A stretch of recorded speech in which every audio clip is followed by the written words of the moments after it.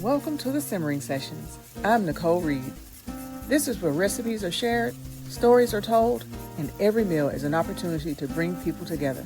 So pull up a chair, stay a while, and let's get something simmering. Hello and welcome to the table. So, do you ever find yourself just standing in the kitchen trying to figure out what to cook for dinner, only to realize that what you're craving really isn't what's for dinner? You know, the last time we were together, I always leave you with a question. So I left you with the question of who could use a seat at your table.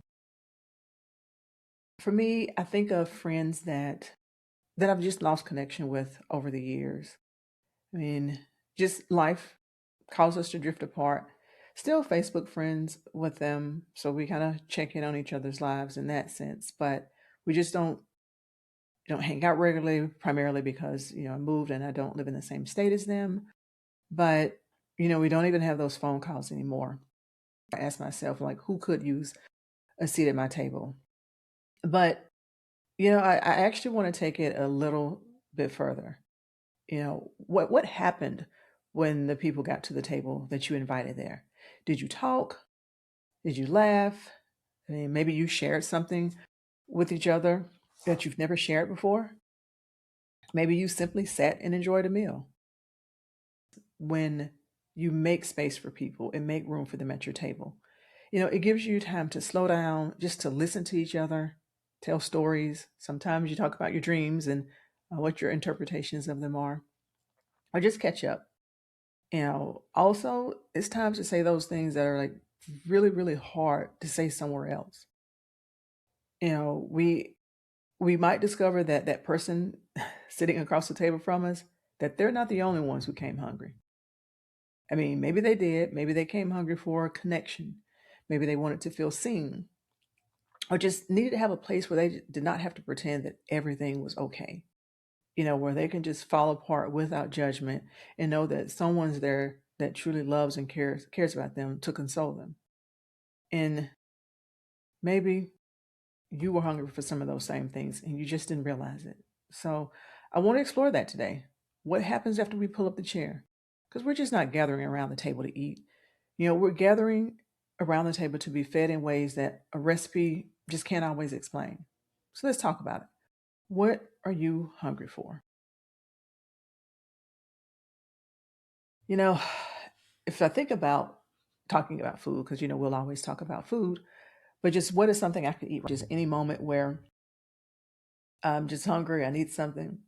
The go-to thing for me is something that you don't even have to cook. A basic Caesar salad. I like Caesar salad. And to make it even simpler, I don't even want the croutons. I just need the romaine lettuce, a nice creamy Caesar dressing, some fresh ground black pepper, and fresh shaved Parmesan cheese. Like that simple. And I will eat a massive bowl or plate of that and be completely satisfied. Or a wedge salad. I really like wedge salads. Um, Super easy to make, cheapest type of lettuce you can get because it's just plain old iceberg, and it's simply that, a wedge of it with some blue cheese dressing, and I really like blue cheese dressing. Some fresh bacon crumbles, some diced tomatoes, some red onions. Again, super simple. You really don't even have to cook it, but I could eat both those things at any time. Yeah.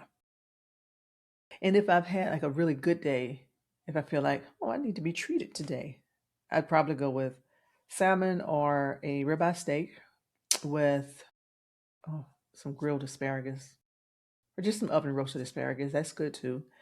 And some steamed broccoli. Like not so steamed that it's mush in your mouth. It still has to have a little bite to it, but steamed broccoli. That would be my treat meal if I wanted to have something really nice, like if I'm celebrating something. And if I was having a bad day, then I like honestly like different types of dips. It's chips and dips. Some spinach and artichoke dip. That's really good. And if you've made too much, there's so many other things you can do to kind of dress it up and do different things with it. Uh, Made some stuffed mushrooms one time with some leftover spinach and artichoke dip. Oh my gosh, that was so good too. But spinach artichoke dip, some homemade guacamole. Oh, rotel dip. Rotel dip is so good. Not healthy for you, but hey, it's good. Oh, and with my spinach and artichoke dip, I do like some fried bow tie pasta. And I'm probably the only person in the world that really hasn't used an air fryer because don't really care for them. But I used it for the first time the last time I made spinach and artichoke dip to make my fried bow tie pasta with, and it was very good. I'll say very good. And I think I like those things when I feel bad because typically when you have like chips and dips is usually a gathering of people. You have, friends or something with you when you're doing it. So it kind of takes you back to some of those kind of unfiltered times in life where you just sat back and laughed and watched the show together, just talking, just had a good time. So I think that's why, like if I'm having a bad day, like different types of dips and things would be good for me. So something that's comforting. And like my ultimate, I need something good meal. Let's celebrate surviving the day kind of meal would be smoked ribs or smoked chicken wings, like the drumettes, potato salad, and baked beans. Like that, that would be good. Not only would I enjoy eating it, I would enjoy making it because I do like to smoke things. That's one of my favorite pastimes. And if I can do one of my favorite things and end with one of my favorite meals, hey, it's a win-win. I have the pellet grill, the Pit Boss pellet grill, and 2 times this summer I have allowed that grill to get clogged because I simply don't take the pellets out. It rains a couple of days and it just turns into the sawdust just kind of compacts around the auger. But yeah, so I have fixed it twice, and that won't happen again because I got myself a nice quality grill cover. So will not be having to unclog that auger again. But anyway, to get back to just talking about just food and what happened after you got together with those that you care about and you invited them to the table. I'm sure there's times where you realize like you weren't actually hungry for food. You needed maybe comfort, just just that connection with someone. And when it comes to comfort food, it's usually tied to some type of memory. Like, I talked about my mom's chicken and dumplings. The food itself really is comforting, but I think the idea of my mother being involved in it is probably the most comforting piece because if there's ever a person that I could call my safe space, that would be her. So meals satisfy more than just being hungry. They give you that sense of belonging and just nostalgia when you're thinking about those that you just haven't seen in a while. Food means a lot, and again, it satisfies so much more than hunger. It's the bridge into the lives of those that you love, or just that bridge to the past. And whether it's because you made the meal for someone else or they made it for you, when you have a good meal with the right person, you can just sit and talk for hours without even realizing, how much time passed. And sometimes like loneliness can make us hungry for that connection. I mean, being lonely doesn't always mean that physically you're by yourself and nobody else is around. Sometimes it's just a feeling of being.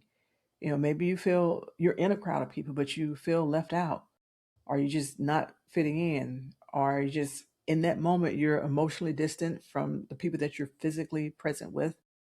So a natural offset to feeling lonely is just having that connection with someone or something. We get fed in so many different ways. So just again, that fellowship, being with people you care about and love, that feeds the soul. And sometimes you need that more than you need actual food. I think about the season of life that I'm in right now, and like what are some things that I personally am hungry for. I'll tell you a story. So a very close friend of mine asked me a couple months ago. He said, Nicole, when are you going to become the author of your life and stop being the editor? Now, it stung at first, but I'm like, oh, wow. Like, is this how people perceive me? Like, I like to think I have it all together and figured out, but those that are closer to me, they know. And that really made me think. It made me think a lot. And then he followed that up by buying me a book from which he got that question, and it's Becoming You by Susie Welch. And I'll tell you, I did not realize how much I needed that book until, and I mean, it really gives you insight into your own life and just how you live it. And it does it in the most conversational way. It makes you do some soul searching for sure, like some genuine, sometimes not so pleasant soul searching. And for the most part, it helped me make sense of some feelings and some uncertainties that have been kind of hovering in my life for quite some time. I've questioned it and wonder, like, am I on the right track? Just with life, the age old question of what do you want to be when you grow up? At 40 something years old, I still kind of ask myself that sometimes.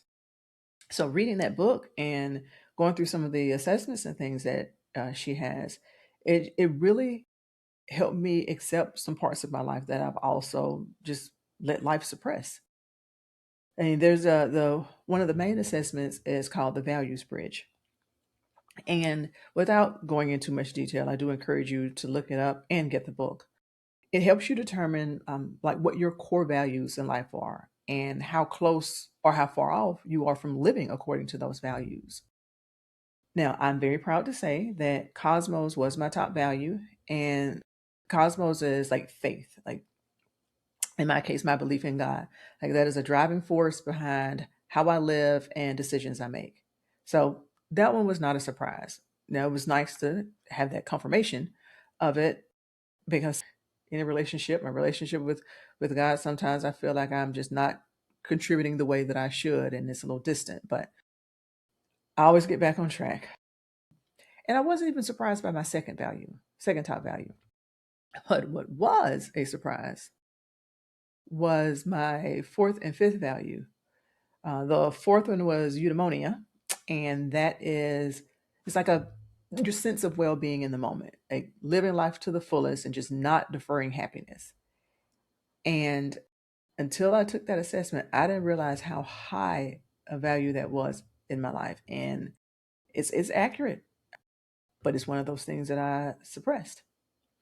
And my fifth one was scope, which is to explain it simply, just how much adventure, I guess, and excitement you need in life.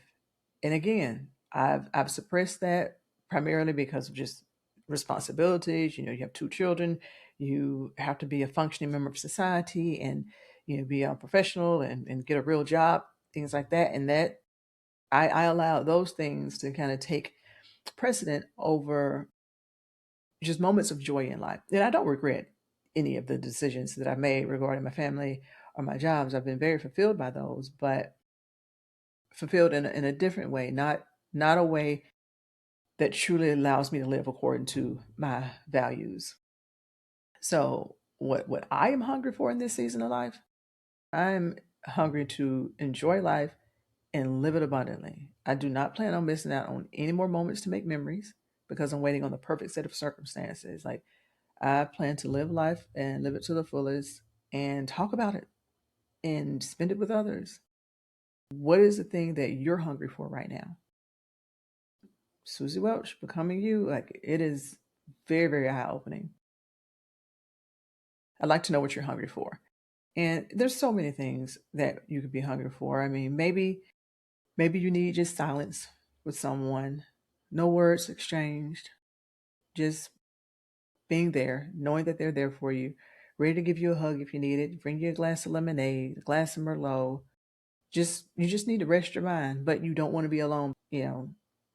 Or maybe it's a conversation about forgiveness.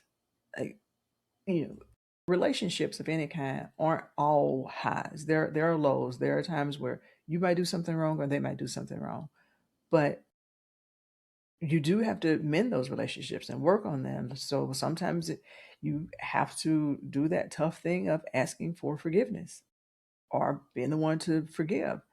And I've been there, and I'm very blessed and lucky that when I've had friends that I had to approach with things that I know that I needed to ask forgiveness for, that they were receptive and they did forgive me, and our relationship is stronger than it was before that. So maybe that's what you need right now is forgiveness for something. And don't be afraid to ask for it. If they truly care about you, they will have that conversation with you and you guys can talk through it and get on the other side. Or maybe like you want to be with like-minded people, people that like the same things you do, enjoy the same things, you do the same hobbies. Maybe it's a Friday night dance session at your local ballroom studio. It's something I plan on getting back into soon. I told a friend about that, and she started going to the studio, and I haven't even gone yet, but I will be going soon. But doing something like that is not just a way to like connect with your current friends. It also can be a great way to make new friends, make new connections. We all want to be a part of something that's bigger than us, and maybe it's just again connecting with other people that can open our eyes and endorse to other opportunities that we can be a part of. Um, you just never know where life will take you if you just allow things to happen organically. And speaking of being a part of something bigger, like being a good support for your community. Maybe you're volunteering during lunch duty at your child, your son or your daughter's elementary school or middle school to allow the teachers just to take a deep breath and take a break throughout the day. I mean, they're spending all this time shaping and teaching our children, and I don't think it's too much to ask to go be on lunch duty one day so that they can just step away and enjoy their food in peace, but also know that the parents are investing in their children too, and the lives of the other kids that are there. I think that's a great way to contribute and give back. Or serving meals at the Salvation Army. Like there's so many ways that you can be involved in your community and have that connection piece. You get to feel like you're part of something bigger. Like living life with a purpose is so fulfilling. Or maybe you too have eudaimonia as a top value. And you didn't realize what eudaimonia was until you listened to this podcast. So maybe that's a top value for you too. And you finally want to allow yourself to take those adventures you've been postponing. Maybe it's just once a month you want to visit a new restaurant in the area and you've just not taken the time to do it. Maybe you want to visit all 50 states, in your lifetime. Or visit all the wineries in the Piedmont area with your girlfriends over the next couple of years. Your idea of adventure may be a little more outgoing than mine. Mine might be a little subdued for you, but again, you do what makes you happy, and just make those memories and don't wait. Don't postpone it. I mean, if there's something that you've been trying to feel lately, like do it. Stop waiting. Stop waiting. Just make it happen. And share with me. Like reach out, send me a message, send an email, like comment on the podcast. Like I want to know what you've been trying to feel lately and what you're doing about it. We starve ourselves emotionally sometimes when we really don't have to. We don't.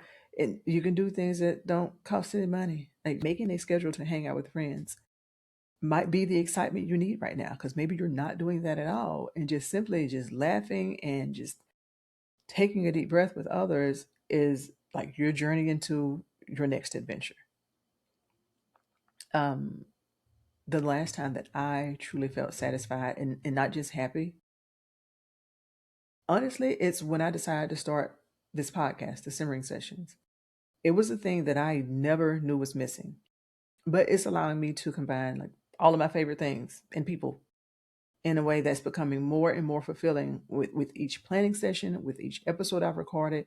I mean, even just when I think about it, like all my worries just kind of fade away. They're muted just during those moments. Yeah. I will spend hours going down rabbit hole planning, oh, I can talk about this. This could be an episode. Or oh, I can have this person on as a guest. I will be having guests soon, so stay tuned. But I didn't realize how much I needed this until I had it. Like I can honestly say that I am truly satisfied at working on this podcast and doing this. Um, I enjoy it so much. So, speaking of guests, I think about the people that help me feel fed, like that pour into me unconditionally without judgment. And there's a few people that come to mind for me. My mom is the first one. She's obviously been with me since day one. She's my mom.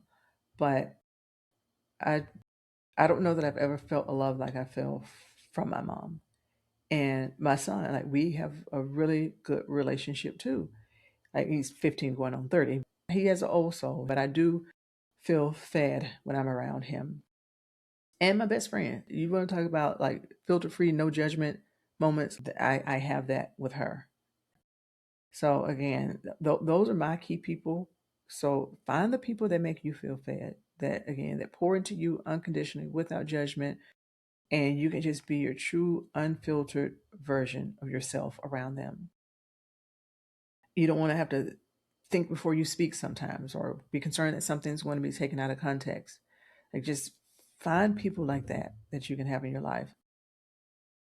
So as we, kind of bring this to a close, like what kind of table are you trying to create for the people that you love?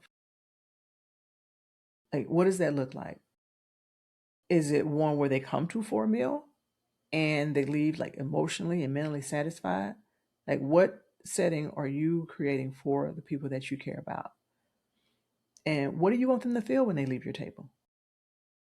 Like I'm sure you want them to be happy. Maybe you just want them to feel relieved. Maybe you want them to feel unburdened by just the troubles of the day. You may not solve all the problems. You may not solve any problems while you all are together. But the fact that they had someone there with them, it means a lot. So maybe that's it. You're not solving problems. You're just doing life together and spending time together. And what are you bringing to the table? Maybe again, maybe you're hungry for something, that connection, that forgiveness, adventure, just companionship. Like what do you need? Because they're not the only ones that has a seat at that table. You're there too. So what might you be getting out of it? Like if you really stopped and listened to yourself today, what are you hungry for?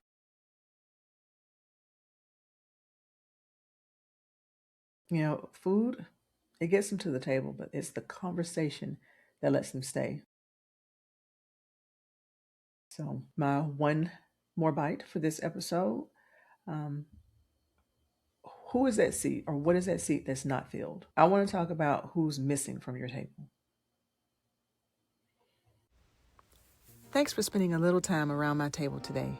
Until next time, keep simmering, keep sharing, and don't forget to make room for one more at the table. Thanks for joining me for this simmering session. I'll see you next time.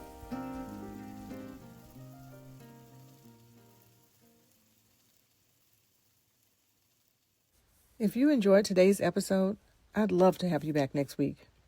Be sure to follow the Simmering Sessions.